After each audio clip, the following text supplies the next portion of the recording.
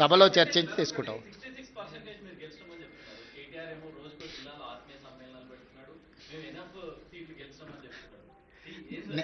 అందుకే ప్రభాకర్ క్లియర్గా నేను పర్సంటేజ్తో సహా గ్రామ పంచాయతీలతో సహా ఈరోజు 94 శాసనసభ నియోజకవర్గాలలో ప్రతి నియోజకవర్గంలో ఏ పార్టీ ఎన్ని గెలిచిందో నేను అధికారికంగా ఒక నోటు విడుదల చేస్తున్నా.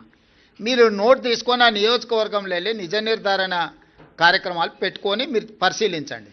కేటీఆర్ అనేవాడు కాంగ్రెస్ గురించి ఆలోచన చేస్తలేడు. హరీష్ అనేవాడు వెనకాల తవ్వుతున్నాడు. కేటీఆర్ నాయకత్వంలో ఏ ఎన్నికలు జరిగిపోయినా ఓడిపోయిండు కాబట్టి నాయకత్వాన్ని మార్చాలని హరీష్ వెనకాల నుంచి ఏదైతే ప్రయత్నం చేస్తుండో ఆ విషయాన్ని ఏమంటారు డైల్యూట్ చేయడానికి పర్యటనలు పెట్టుకుంటున్నాడు తప్ప ఇది ప్రజలకు కానీ ప్రభుత్వానికి కానీ సంబంధం లేదు.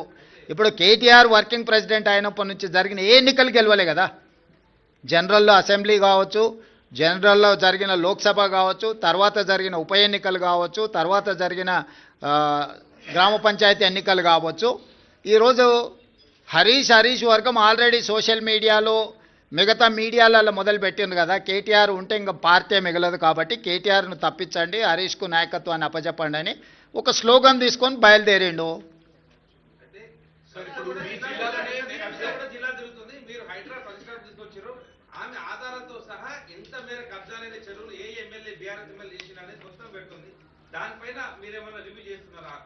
అన్నిటి మీద చేస్తాం. ఇప్పుడు నువ్వు చెప్పింది రివ్యూ చేస్తాం, వాళ్ళు చెప్పింది రివ్యూ చేస్తాం. రీసెంట్గా కేఏ పాల్ గారు కూడా కొన్ని అంశాలు లేవనెత్తిండు, వాటిని కూడా రివ్యూ చేస్తున్నాం. నీ అమాయకత్వం అది. మీరు లేనిది ఊహించుకొని కాయించుకొని గత 10 ఏళ్లలో జరిగినవి తీసుకొని ఇప్పుడు జరుగుతున్న వాటిని తీసుకొని ఎన్ని గురుకులాలు ఉన్నాయి, ఎక్కడేం జరిగింది అనేది లెక్క లేకుండా బాధ్యత లేకుండా ప్రశ్నలు అడగకండి. అట్లాంటి పరిస్థితి రాదు. ఎక్కడైనా ఏదైనా జరిగితే తక్షణమే చర్యలు తీసుకుంటున్నాం. ధన్యవాదాలు. రైట్.